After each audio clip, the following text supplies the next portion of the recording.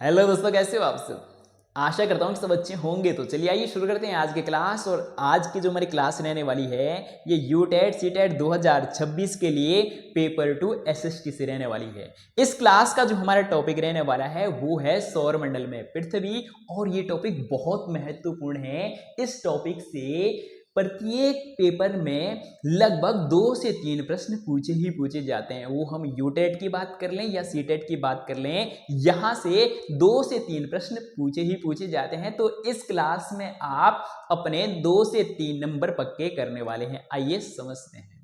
ठीक है, तो सबसे पहले हम क्या समझने वाले हैं, खगोलीय पिंड किसे कहते हैं। आइए समझते हैं कि खगोलीय पिंड किसे कहते हैं। ठीक है, खगोलीय पिंड सूर्य, चंद्रमा तथा वह सभी वस्तुएं जो रात के समय आसमान में चमकती है खगोलीय पिंड कहलाती है। सूर्य हो या चंद्रमा हो, ठीक है, तो वो सभी वस्तुएं जो रात के समय कहां आसमान में चमकती है, उन सभी वस्तुओं को क्या कहा जाता है, तो उन्हें खगोलीय पिंड कहा जाता है। खगोलीय पिंडों को 2 वर्गों में बांटा जा सकता है। पहले में ऐसे खगोलीय पिंड जिनके पास अपनी ऊष्मा तथा प्रकाश होता है उसे क्या कहते हैं, तारा कहते हैं। तो पहले उसमें हम कौन से खगोलीय पिंडों को रखेंगे, जिनके पास अपना प्रकाश भी हो और ऊष्मा भी हो। ऐसे खगोलीय पिंडों को हम क्या कहते हैं, तारा कहते हैं। और सूर्य भी एक तारा है। ठीक है, बढ़ते हैं आगे की ओर। आगे है ऐसे खगोलीय पिंड जिनके पास अपनी ऊष्मा तथा प्रकाश नहीं होता है। तो ऐसे खगोलीय पिंडों को क्या कहा जाता है, जिन खगोलीय पिंडों के पास अपना प्रकाश और ऊष्मा नहीं होती है। और ये खगोलीय पिंड अपने प्रकाश और ऊष्मा के लिए किस पर निर्भर रहते हैं, सूर्य पर निर्भर रहते हैं। ऐसे खगोलीय पिंडों को क्या कहा जाता है, ग्रहों कहा जाता है। अगर हम बात करें ग्रह किसे कहा जाता है, तो ऐसे खगोलीय पिंड जिनके पास अपना प्रकाश और ऊष्मा नहीं होती है, ऐसे खगोलीय पिंडों को क्या कहा जाता है, ग्रह कहा जाता है। और अगर हम बात करें ऐसे खगोलीय पिंड जिनके पास अपना प्रकाश और ऊष्मा होती है, ऐसे खगोलीय पिंडों को तारा कहा जाता है। और सूर्य भी एक क्या है, तारा है। ठीक है, चलिए बढ़ते हैं आगे की ओर। अब हम नक्षत्र मंडल को समझने वाले हैं। और नक्षत्र मंडल में बहुत बार सीटेट में प्रश्न पूछा गया। आइए समझते हैं कि नक्षत्र मंडल किसे कहा जाता है। रात्रि में आसमान की ओर देखते समय तारों के विभिन्न समूहों द्वारा बनाई गई विविध आकृतियों को नक्षत्र मंडल कहा जाता है। यानी जब हम रात्रि के समय आसमान में देखते हैं और आसमान में विभिन्न तारों के समूह द्वारा बनाई गई विविध आकृतियों को क्या कहा जाता है, नक्षत्र मंडल कहा जाता है। आइए चित्र में देखते हैं कि जब ये बालिका कहाँ देख रही है, आसमान में देख रही है, तो आसमान में विविध तारों के समूह द्वारा बनाई गई क्या विविध आकृतियों को ही क्या कहा जाता है, नक्षत्र मंडल कहा जाता है। ठीक है, आगे है कि अर्सा मेजर या बिग बियर इसी प्रकार के क्या है, नक्षत्र मंडल है। कि जो अर्सा मेजर है और बिग बियर है वो भी क्या है, इसी प्रकार के नक्षत्र मंडल है। ठीक है, बढ़ते हैं आगे की ओर। और आगे है कि सप्तऋषि। सप्तऋषि का मतलब क्या हो जाएगा कि 7 तारे, ठीक है, या 7 संत या 7 ऋषि। ठीक है, यह 7 तारों का समूह, जो 7 तारों का समूह है उसे ही क्या कहा जाता है, सप्तऋषि कहा जाता है, जो कि नक्षत्र मंडल अर्सा मेजर का क्या है, भाग है। तो पेपर में बहुत बार यहां से प्रश्न पूछा गया है कि जो सप्तऋषि मंडल है वो कौन से नक्षत्र का भाग है। तो जो सप्तऋषि मंडल है वो कौन से नक्षत्र का भाग है, तो वो अर्सा मेजर नक्षत्र मंडल का क्या है, भाग है। यहां से पेपर में या सीटेट में प्रश्न पूछा गया है। ठीक है, चलिए बढ़ते हैं आगे की ओर। और अब हम किसे समझने वाले हैं, ध्रुव तारे को समझने वाले हैं। चलिए बढ़ते हैं आगे की ओर और ध्रुव तारे को और अच्छे से या डिटेल में समझते हैं, या सीधा सीधा हम ध्रुव तारे को पहले चित्र में समझ लेते हैं। अगर हम बात करें कि ध्रुव तारा, तो ध्रुव तारा कौन सा है, ये वाला हो जाएगा। तो ध्रुव तारे को समझने से पहले थोड़ा हमें दिशाओं का ज्ञान होना जरूरी है। ठीक है, क्योंकि यहां से पेपर में प्रश्न पूछा जाता है। तो ये कौन सी दिशा हो जाएगी, पूरब दिशा हो जाएगी। और ये कौन सी दिशा हो जाएगी, उत्तर दिशा हो जाएगी। और ये कौन सी दिशा हो जाएगी, पश्चिम दिशा हो जाएगी। और नीचे कौन सी दिशा हो जाएगी, दक्षिण दिशा हो जाएगी। ठीक है, तो जो ध्रुव तारा है, ध्रुव तारा कौन सी दिशा में है? अगर हम यहां से बात करें तो ध्रुव तारा कौन सी दिशा में है? तो उत्तर दिशा में है। तो ध्रुव तारे से हमें कौन सी दिशा का ज्ञान होता है? उत्तर दिशा का ज्ञान होता है। और जो 7 तारों का जो ये समूह है, सप्तऋषि मंडल है, इसकी सहायता से हम क्या कर सकते हैं? ध्रुव तारे की आसानी से पहचान कर सकते हैं। ठीक है, चलिए बढ़ते हैं आगे की ओर और अब हम ध्रुव तारे की जो परिभाषा है वो समझने वाले हैं। आइए समझते हैं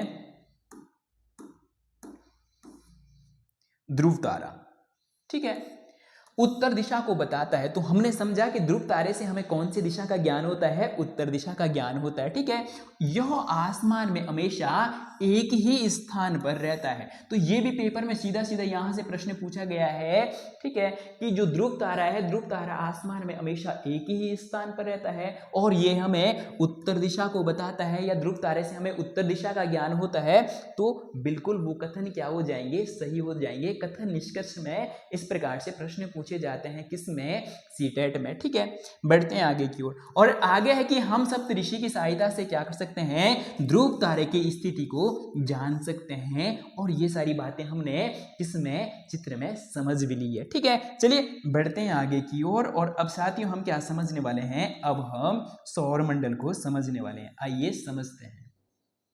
सौर मंडल, सूर्य 8 ग्रहों, तो सूर्य 8 ग्रहों, उपग्रह, क्षुद्र ग्रह, उल्कापिंड, ये सब क्या करते हैं? सौर मंडल का निर्माण करते हैं। ठीक है, और आगे है उसे हम सौर परिवार कहते हैं। तो जो ये सारे के सारे ग्रह हो गया, उपग्रह हो गया, या सूर्य हो गया, या उल्कापिंड हो गया, या क्षुद्र ग्रह हो गया, तो ये सब ये सब मिलकर किसका निर्माण करते हैं? सौर परिवार का निर्माण करते हैं। ठीक है, चलिए बढ़ते हैं आगे की ओर। और अगर हम बात करते हैं कि जो सौर परिवार का मुखिया है, सौर परिवार का मुखिया कौन होता है? सूर्य होता है। अगर हम बात करें कि सौर परिवार का मुखिया सूर्य क्यों होता है, तो इसलिए होता है क्योंकि जिस प्रकार से हमारे परिवार के मुखिया कौन होते हैं? पिता होते हैं।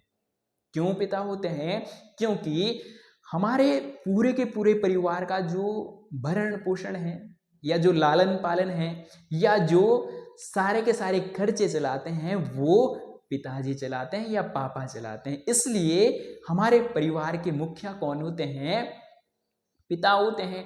उसी प्रकार से अगर हम बात करें कि जो सौर मंडल है, सौर मंडल में भी जितने ग्रह और उपग्रह है, वो सभी ग्रह और उपग्रह उष्मा और प्रकाश के लिए किस पर निर्भर रहते हैं? तो सूर्य पर निर्भर रहते हैं। इसीलिए सौर मंडल का जो मुखिया है वो किसे कहा जाता है? तो वो सूर्य को कहा जाता है। ठीक है, चलिए बढ़ते हैं आगे की ओर। और अब हम किसे समझने वाले हैं? अब हम ग्रहों को समझने वाले हैं। और एक तो सूर्य को क्या कहा जाता है? सौर मंडल का मुख्य कहा जाता है। और साथ में जो सूर्य है, सूर्य सौर मंडल के कहां? केंद्र में स्थित होता है। इसको हम आगे जाकर अच्छे से समझने वाले हैं। तो चलिए बढ़ते हैं आगे की ओर। अब हम ग्रहों को समझने वाले हैं। तारा तो हमने समझ लिया, तारा कौन है? सूर्य एक तारा है। ठीक है, ये भी पेपर में प्रश्न पूछा गया है कि क्या सूर्य एक तारा है? तो बिल्कुल सूर्य एक क्या है? तारा है। चलिए अब हम ग्रहों को समझने वाले हैं। हमारे सौर मंडल में 8 ग्रह हैं। ठीक है, सूर्य से बढ़ती हुई दूरी के क्रम में बुध, शुक्र, पृथ्वी और मंगल, बृहस्पति, शनि, अरुण को ही क्या कहा जाता है? यूरेनस भी कहा जाता है, और वरुण को नेपच्यून भी कहा जाता है। ठीक है, ये सूर्य से बढ़ते हुई दूरी के क्रम में क्या हो जाएंगे? 8 के 8 ग्रहों का सूर्य से बढ़ते हुई दूरी के क्रम में क्रम हो जाएगा। ठीक है, बढ़ते हैं आगे की ओर। और अब हम इन ग्रहों को क्या समझने वाले हैं? और अच्छे से समझने वाले हैं। इन्हें हम 2 वर्गों में क्या कर सकते हैं? विभाजित कर सकते हैं। आइए समझते हैं।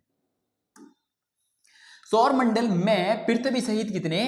8 ग्रह है। तो जो सौर मंडल है, सौर मंडल में पृथ्वी सहित कितने? 8 ग्रह हैं, जिनका वर्गीकरण क्या है?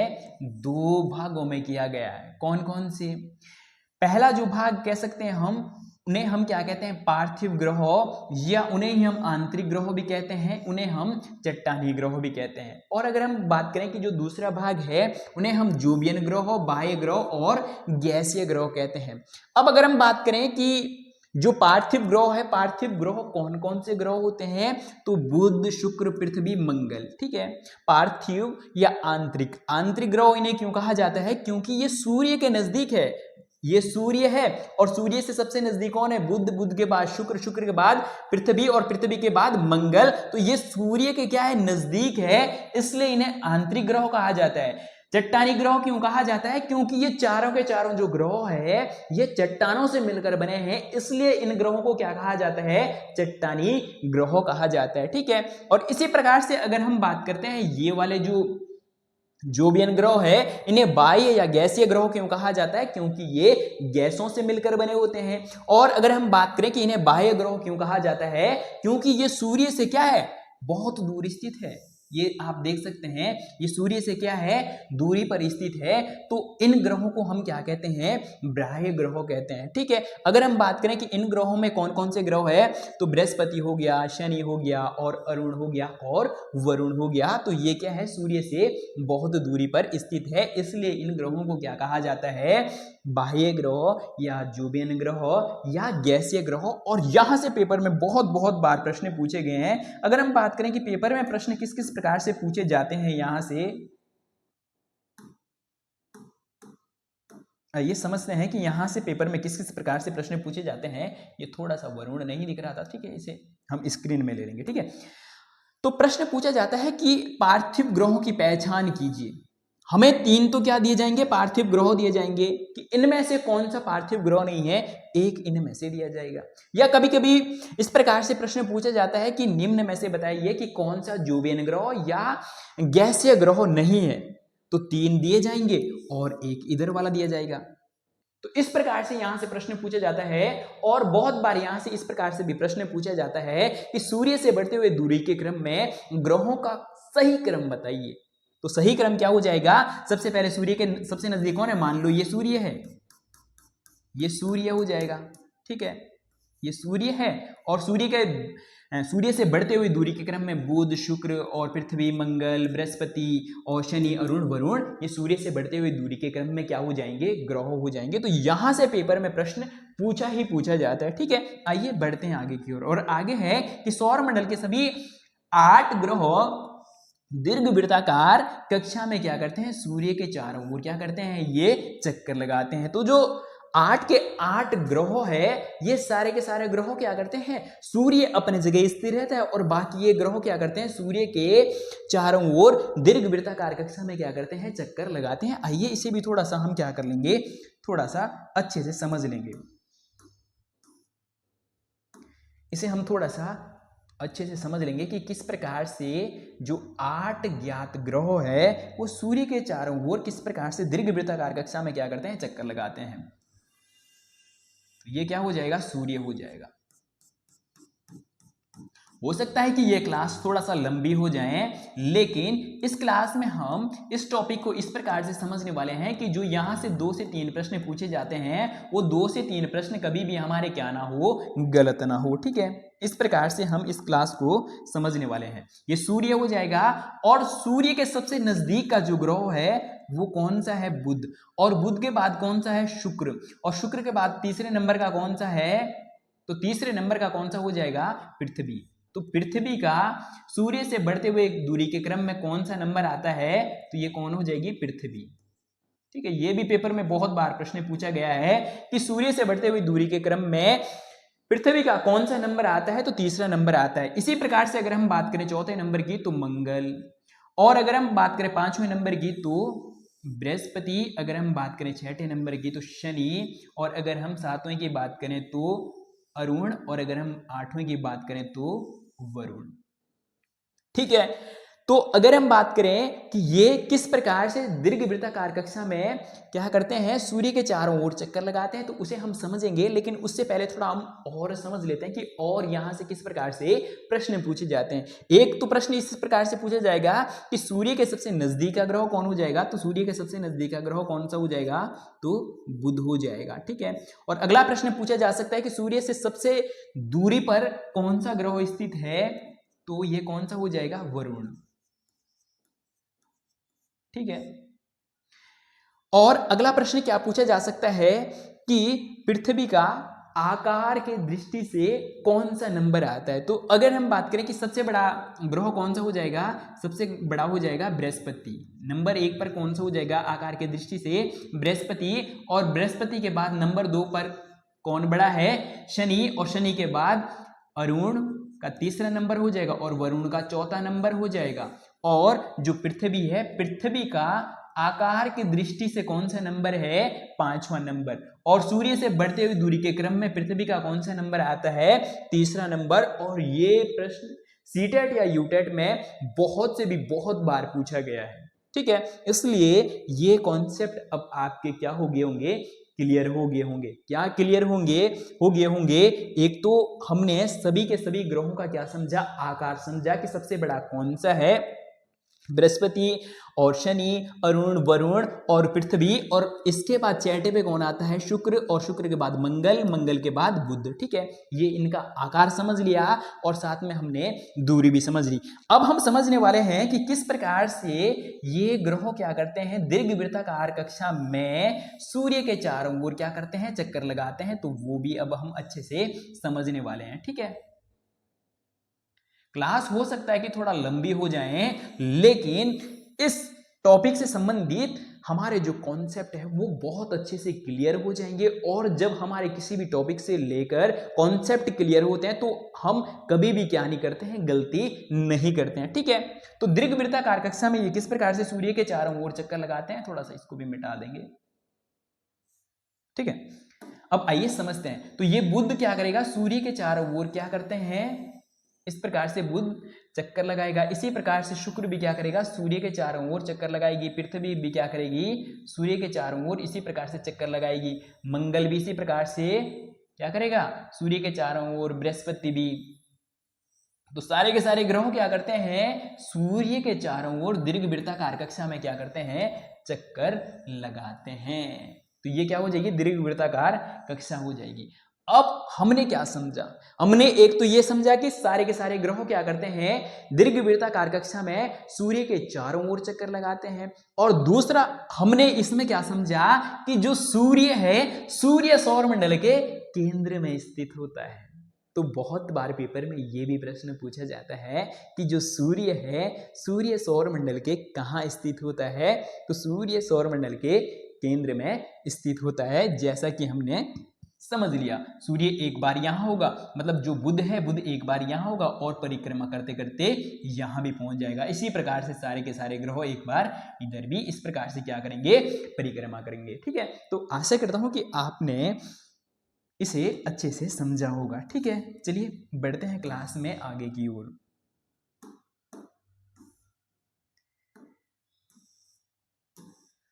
ठीक है, यहां तक हमने समझ लिया था कि सौर मंडल के सभी ग्रह क्या करते हैं, दीर्घवृत्ताकार कक्षा में सूर्य के चारों ओर चक्कर लगाते हैं। और अब हम बुध को समझने वाले हैं, या प्रत्येक ग्रहों को अब हम क्या समझने वाले हैं, डिटेल से समझने वाले हैं कि यहां से किस किस प्रकार से प्रश्न पूछे जा सकते हैं। आइए समझते हैं सबसे पहले बुध को। सूर्य के सबसे नजदीक और सौर मंडल का सबसे छोटा ग्रह। बहुत बार पेपर में यह भी प्रश्न पूछा गया है कि सूर्य के सबसे नजदीक का ग्रह कौन है, बुध है। और सौर मंडल का सबसे छोटा ग्रह कौन है, बुध है। इसे भी थोड़ा सा यहां पर समझ ही लेते हैं। ये सूर्य है और ये सूर्य के सबसे नजदीक का ग्रह कौन सा है, बुध है, ठीक है। और हम बुध के बारे में ही समझ रहे हैं। सूर्य के सबसे नजदीक का ग्रह कौन है, बुध। और सौर मंडल का सबसे छोटा ग्रह भी कौन है, बुध, ठीक है। अगला है, यहां से ये भी प्रश्न पूछा जाता है कि बुध पर दिन अत्यधिक गर्म और रातें बर्फीली होती है। तो जो बुध है, बुध पर दिन क्या होते हैं, बहुत गर्म होते हैं और रातें एकदम ठंडी होती है। क्यों ऐसा होता है, क्योंकि बुध का तापांतर सार्वधिक है। जो बुध का तापांतर है वो भी क्या है, सार्वधिक है। क्यों सार्वधिक है, ये हम समझने वाले हैं। तो जो बुध है, बुध का अपना क्या नहीं है, वायुमंडल नहीं है। जिस प्रकार से जो हमारी पृथ्वी है, पृथ्वी का क्या है, अपना एक वायुमंडल है, ठीक है। और बुध का अपना वायुमंडल नहीं है। और जब बुध का वायुमंडल नहीं है तो दिन में क्या होता है, सूर्य का जो प्रकाश है वो सारे का सारा बुध पर आ जाता है। तो दिन बहुत गर्म होते हैं और रात के समय क्या होता है, जो बुध से उष्मा है वो सारी की सारी कहां चली जाती है, वापस ब्रह्मांड में चली जाती है तो रातें बर्फीली होती है और दिन क्या होते हैं, अत्यधिक गर्म होते हैं। जिस प्रकार से हमारे पृथ्वी का जो वायुमंडल है वो क्या करता है, दिन में जो सूर्य का सारा प्रकाश है उसे पृथ्वी पर नहीं आने देता है। आधे प्रकाश को वायुमंडल क्या करता है, पृथ्वी पर आने से पहले ही वापस परावर्तित कर देता है। और उसके बाद जो प्रकाश नीचे आता है तो रात के समय उस प्रकाश को फिर वापस नहीं जाने देता है। उस ऊष्मा, हमने देखा होगा कि जो गर्म चीज होती है वो ऊपर की ओर उठती है। जिस प्रकार से अगर हम गैस पे पानी रखें तो पानी का जो भाप है वो क्या करता है, ढक्कन को ऊपर उछाल देता है। क्यों? क्योंकि गर्म चीज क्या करती है, हमेशा ऊपर की ओर जाती है। तो जो ऊष्मा है, ऊष्मा भी अगर वायुमंडल नहीं होता हमारे पृथ्वी का तो सारी की सारी ऊष्मा कहाँ चली जाती है, वापस चली जाती। तो रातें यहाँ पर भी क्या होती, ठंडी होती। तो जो वायुमंडल है, वायुमंडल क्या करता है, तापमान को क्या रखता है, बनाए रखता है या स्थिर रखता है। इसीलिए हमारे पृथ्वी पर क्या है, जीवन संभव है। ठीक है, चलिए बढ़ते हैं आगे की ओर। अब हम समझने वाले हैं कि पृथ्वी की परिक्रमा 88 दिन में। तो ये भी पेपर में बहुत बार प्रश्न पूछा जाता है कि जो बुध है, बुध पृथ्वी की परिक्रमा करने में कितना समय लगाता है या कितने दिन लगते हैं, तो 88 दिन। और इसी प्रकार से अपने अक्ष पर एक चक्कर पूरा करने में कितने दिन, तो 59 दिन। इसको थोड़ा सा हम इस प्रकार से समझने वाले हैं कि अगर हम बात करें कि अपने अक्ष पर एक चक्कर पूरा करने में किस प्रकार से 59 दिन या 59 दिन लगते हैं, तो इसे हम क्या मान लेंगे, अभी बुध मान लेंगे। और बुध यहां से घूमना क्या कर रहा है, प्रारंभ कर रहा है। और इस प्रकार अपने अक्ष का मतलब जहां पर टिका हुआ है वहीं से घूमना क्या कर रहा है, शुरू कर रहा है। ठीक है, अभी बुध ने घूमना शुरू करा और अभी आधा चक्कर पूरा हो गया और जहां से घूमना प्रारंभ किया था वहीं पर वापस पहुंच गया, तो एक चक्कर पूरा हो गया। तो एक चक्कर पूरा करने में बुध को कितने दिन लग रहे हैं, 59 यानी 59 दिन लग रहे हैं। और इसी प्रकार से अगर हम बात करें कि सूर्य की परिक्रमा करने में 88 दिन, तो मान लो कि ये क्या है, सूर्य है और ये बुध है। बुध क्या कर रहा है, अब जैसे यहां से इसने सूर्य की परिक्रमा करना शुरू करा इस प्रकार से और वापस जब यहीं पर पहुंच जाता है तो ये एक चक्कर हो गया। तो एक चक्कर पूरा करने में कितने दिन लगते हैं, सूर्य की परिक्रमा करने में बुध को कितने दिनों का समय लगता है, 88 दिन, 88। परिक्रमा करने में 88 और अपने अक्ष पर एक चक्कर पूरा करने में 59 दिन। ठीक है, चलिए बढ़ते हैं साथियों आगे की ओर। और आशा करता हूं कि ये आपको अच्छे से समझ में आ गया होगा। अब हम शुक्र को समझने वाले हैं और शुक्र ग्रह से भी पेपर में प्रश्न पूछे जाते हैं। ठीक है, आइए समझते हैं। शुक्र सबसे गर्म ग्रह है। तो यहां से भी पेपर में बहुत बार प्रश्न पूछा गया है कि सौर मंडल का सबसे गर्म ग्रह, अगर ग्रह पूछा जाए तो कौन हो जाएगा, शुक्र हो जाएगा। ठीक है, बढ़ते हैं आगे की ओर। शुक्र को पृथ्वी की बहन, तो यहां से भी पेपर में बहुत बार प्रश्न पूछा गया है कि किस ग्रह को पृथ्वी की बहन कहा जाता है, तो शुक्र को कहा जाता है। और पृथ्वी का जुड़वा ग्रह, शुक्र को ही पृथ्वी का जुड़वा ग्रह भी कहा जाता है। अगर हम बात करें कि शुक्र को पृथ्वी की बहन या पृथ्वी का जुड़वा ग्रह क्यों कहा जाता है, तो इसलिए कहा जाता है पृथ्वी और बुध का जो आकार, घनत्व और आकृति है वो क्या है, एक समान है, इसलिए इसे पृथ्वी की बहन भी कहा जाता है और पृथ्वी का जुड़वा ग्रह भी कहा जाता है। ठीक है, चलिए बढ़ते हैं आगे की ओर। आगे है सूर्य और चंद्रमा के बाद तीसरा सबसे चमकीला खगोलीय पिंड। अगर हम बात करें सारे के सारे खगोलीय पिंडों में ये तीसरे नंबर पर आता है चमकीले में। ठीक है, और अगर हम ग्रहों में बात करें तो ग्रहों में सबसे चमकीला कौन हो जाएगा, तो ग्रहों में सबसे चमकीला कौन हो जाएगा, शुक्र हो जाएगा। सबसे चमकीला अगर ग्रह पूछा जाए तो शुक्र है। अगर सब खगोलीय पिंडों में पूछा जाए कि सबसे चमकीला कौन सा खगोलीय पिंड है, तो सबसे चमकीला कौन हो जाएगा, तारा यानी सूर्य। ठीक है, चलिए बढ़ते हैं आगे की ओर। आगे है शुक्र और अरुण। यहां से भी पेपर में बहुत बार पेपर में प्रश्न पूछा गया है। हम सीटेट की बात कर लें या यूटेट की बात कर लें कि कौन से दो ऐसे ग्रह है जो पूरब से पश्चिम दिशा में क्या करते हैं, सूर्य की परिक्रमा करते हैं। बाकी सारे के सारे ग्रह क्या करते हैं, पश्चिम से पूरब की ओर परिक्रमा करते हैं। लेकिन अगर हम बात करें शुक्र और जो अरुण है, ये पूरब से पश्चिम दिशा में क्या करते हैं, सूर्य की परिक्रमा करते हैं। ठीक है, चलिए बढ़ते हैं आगे की ओर। अब हम आगे समझने वाले हैं। शुक्र शाम को पश्चिम में और सुबह कहां दिखाई देता है, पूरब में दिखाई देता है। तो यहां से भी बहुत बार पेपर में प्रश्न पूछा गया है। और जब ये शुक्र शाम को पश्चिम में दिखाई देता है और सुबह पूरब में दिखाई देता है, इस कारण इसे क्या कहा जाता है, सांझ का तारा और बौर का तारा। तो बहुत बार पेपर में यहां से प्रश्न पूछा गया है कि सांझ का तारा और बौर का तारा किस ग्रह को कहा जाता है, तो किस ग्रह को कहा जाता है, शुक्र को कहा जाता है। ठीक है, चलिए बढ़ते हैं आगे की ओर। और आशा करता हूं कि यहां से आप इस टॉपिक को अच्छे से समझ गए होंगे। और कभी कभी इस प्रकार से भी प्रश्न पूछा जाता है कि किस ग्रह को सुंदरता की देवी कहा जाता है, तो वो भी शुक्र को कहा जाता है। क्यों, क्योंकि ये सबसे चमकीला ग्रह है। ठीक है, चलिए बढ़ते हैं आगे की ओर।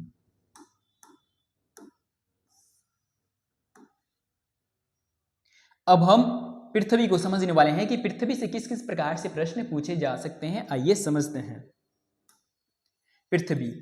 पृथ्वी सौरमंडल का एकमात्र ऐसा ग्रह है जिस पर जीवन है। तो पृथ्वी सौरमंडल का एकमात्र ऐसा ग्रह है जिस पर जीवन है या जिस पर जीव जंतु पाए जाते हैं।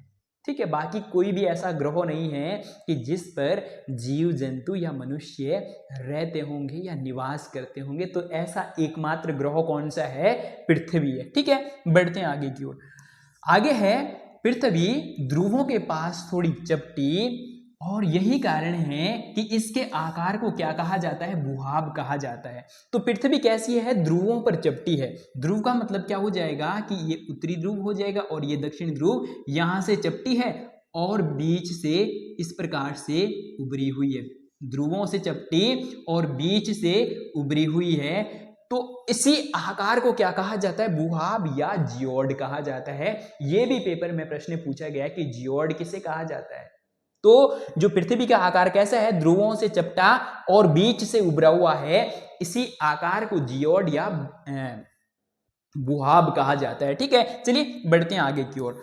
और आगे है कि सूर्य से दूरी के हिसाब से पृथ्वी तीसरा। तो ये हमने इससे पहले बहुत अच्छे से समझा था कि सूर्य से बढ़ते हुए दूरी के क्रम में जो पृथ्वी है, पृथ्वी का कौन सा नंबर आता है, तीसरा नंबर आता है। ठीक है, और आकार में यह पांचवा, और आकार में सबसे बड़ा ग्रह अगर हम बात करें तो पृथ्वी का कौन सा नंबर आता है, पांचवा नंबर आता है। ठीक है, और आगे है कि अंतरिक्ष से देखने पर पृथ्वी कैसी दिखाई देती है, नीले रंग की दिखाई देती है। तो बहुत बार पेपरों में यह भी प्रश्न पूछा गया है कि नीला ग्रह किस ग्रह को कहा जाता है, तो पृथ्वी को कहा जाता है। क्यों कहा जाता है, आइए समझते हैं। क्योंकि इसकी 2/3 सतह पर 71% जल की अधिकता होने के कारण या जल से ढकी होने के कारण अगर हम पृथ्वी को कहां से देखते हैं, अंतरिक्ष से देखते हैं, तो कैसी दिखाई देती है, नीले रंग की दिखाई देती है। ठीक है, चलिए बढ़ते हैं आगे की ओर। इसलिए इसे नीला ग्रह भी कहा जाता है।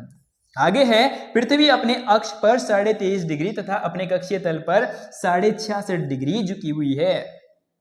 तो बहुत बार यहां से भी पेपर में प्रश्न पूछा गया है कि पृथ्वी अपने अक्ष पर कितना डिग्री झुकी हुई है, 23.5। अगर हम बात करें कक्षीय तल पर कितना डिग्री झुकी हुई है, 66.5। और इसे हम जब इसके बाद वाली क्लास पढ़ेंगे जिसमें हम अक्षांश और देशांतर रेखाएं पढ़ेंगे, उसमें ये बहुत अच्छे से समझने वाले हैं कि किस प्रकार से पृथ्वी अपने अक्ष पर 23.5 डिग्री झुकी हुई है और किस प्रकार से अपने अक्ष पर 66.5 डिग्री झुकी हुई है। ठीक है, अगर हम इसी में समझाने का प्रयास करेंगे तो क्लास बहुत ज्यादा क्या हो जाएगी, लंबी हो जाएगी। ठीक है, चलिए बढ़ते हैं आगे की ओर। और लास्ट है कि पृथ्वी का अपना एकमात्र उपग्रह क्या है, चंद्रमा है। जो हमारी पृथ्वी है, हमारी पृथ्वी का एकमात्र उपग्रह कौन सा है, चंद्रमा है। ठीक है, चलिए बढ़ते हैं आगे की ओर। और आशा करता हूं कि आप अच्छे से समझ गए होंगे और साथ में यहां से जितने भी प्रकार से प्रश्न पूछे जाते हैं वो सारे के सारे बिंदु या टॉपिक आप अच्छे से समझ गए होंगे। ठीक है, चलिए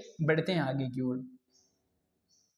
अब हम समझने वाले हैं चंद्रमा की चंद्रमा से किस प्रकार से प्रश्न पूछा जा सकता है, और ये भी क्या है, बहुत महत्वपूर्ण है। और चंद्रमा पृथ्वी का एकमात्र क्या है, उपग्रह है। चंद्रमा क्या है साथियों, पृथ्वी का एकमात्र उपग्रह है। आइए समझते हैं। चंद्रमा का व्यास पृथ्वी के व्यास का केवल 1/4 है। ठीक है, तो जो चंद्रमा है, चंद्रमा का व्यास पृथ्वी के व्यास से कितना है, 1/4 है। यहां से भी पेपर में क्या पूछा गया है, प्रश्न पूछा गया है। पृथ्वी से चंद्रमा की दूरी लगभग कितनी है, 3,84,400 किलोमीटर है। ठीक है, पेपर में ये भी प्रश्न पूछा गया है।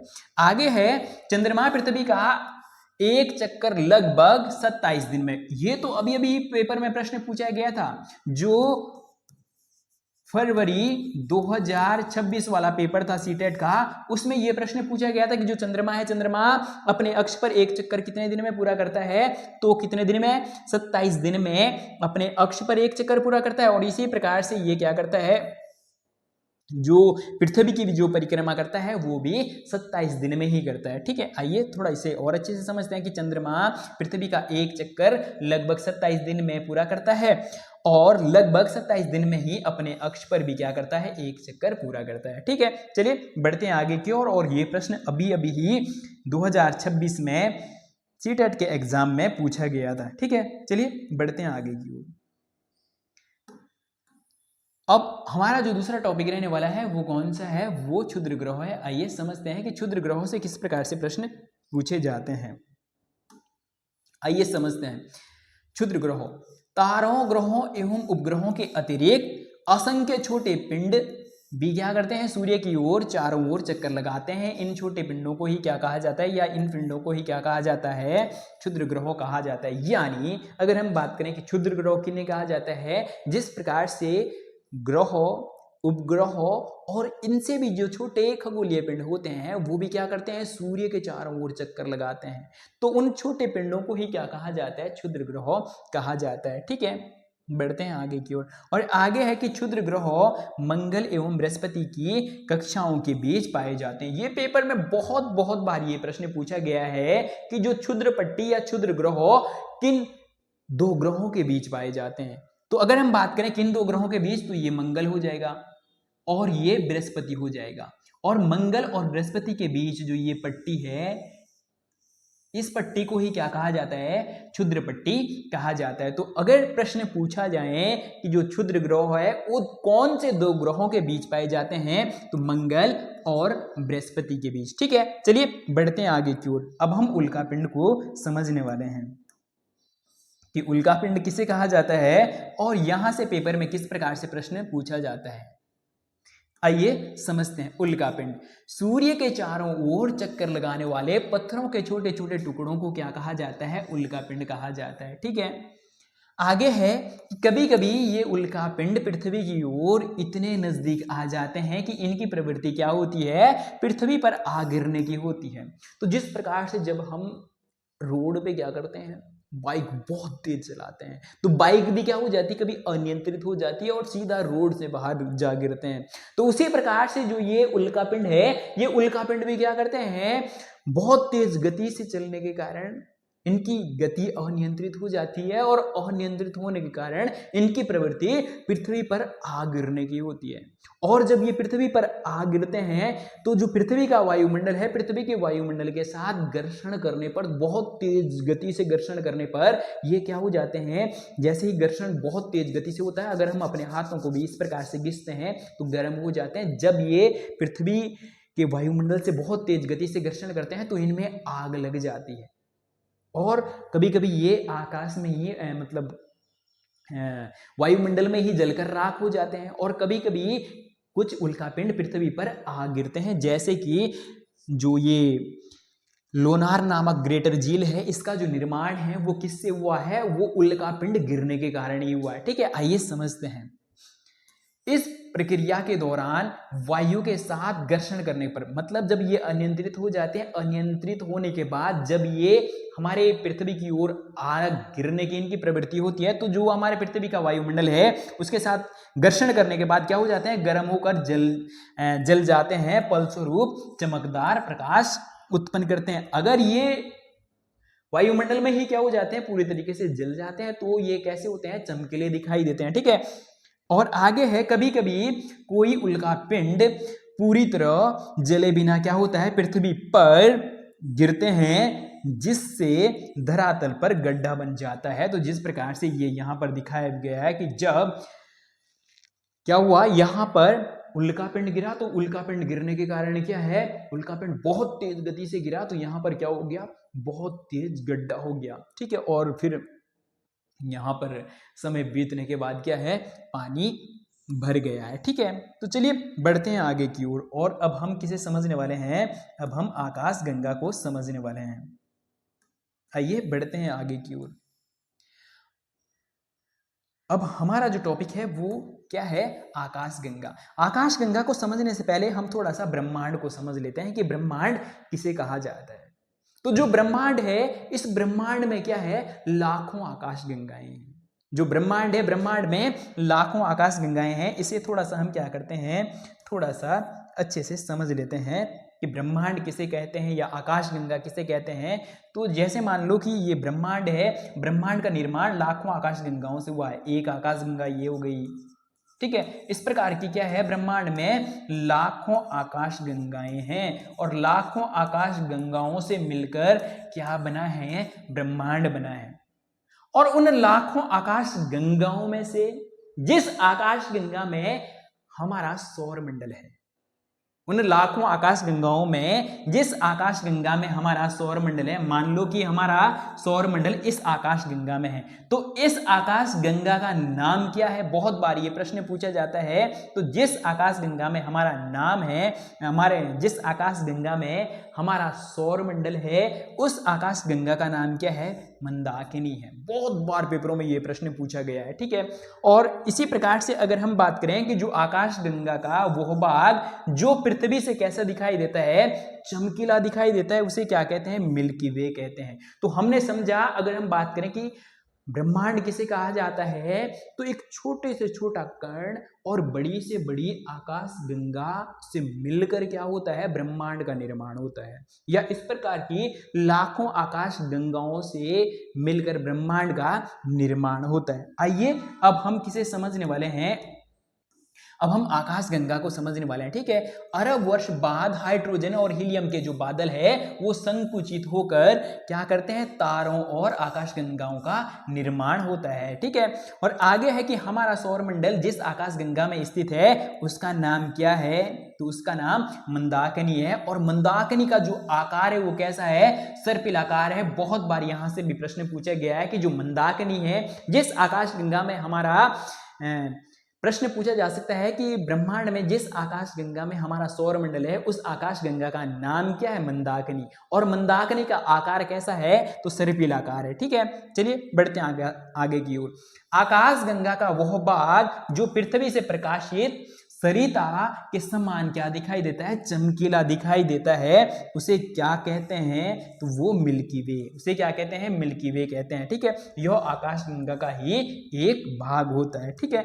तो हमने ब्रह्मांड को भी समझ लिया। तो साथियों ये थी आज की क्लास। अगर आपको क्लास अच्छी लगी हो तो वीडियो को लाइक, चैनल को सब्सक्राइब और साथ में एक कमेंट जरूर करें कि आपको ये क्लास कैसी लगी। आपका एक लाइक, एक कमेंट, एक सब्सक्राइब हमारा क्या बढ़ाता है, मनोबल बढ़ाता है, और अगले क्लास लाने के लिए हमारे अंदर क्या है, जोश आता है, ठीक है।